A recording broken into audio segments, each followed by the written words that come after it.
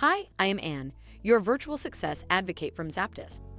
ZAPTEST is a leading free and enterprise software test automation and RPA tool. To use the ZAPTEST free edition, check out our website, ZAPTEST.AI.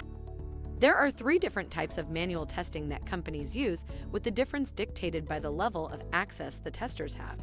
Each type is useful in its own unique context. The main types of manual tests include 1. White box testing. White box testing is a form of testing that involves testers being able to see all of the source code and design documentation for a piece of software. 2. Black box testing.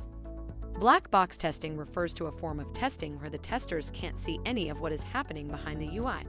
This means that there is no access to any of the code or any of the design documentation, with testers approaching the software with a complete lack of knowledge. 3. Gray box testing. Gray box testing is a combination between black box and white box testing and requires a tester to be able to see some of the documentation and source code. This combines the benefit of being able to see the potential causes of any issues while still limiting information, helping with features such as data handling.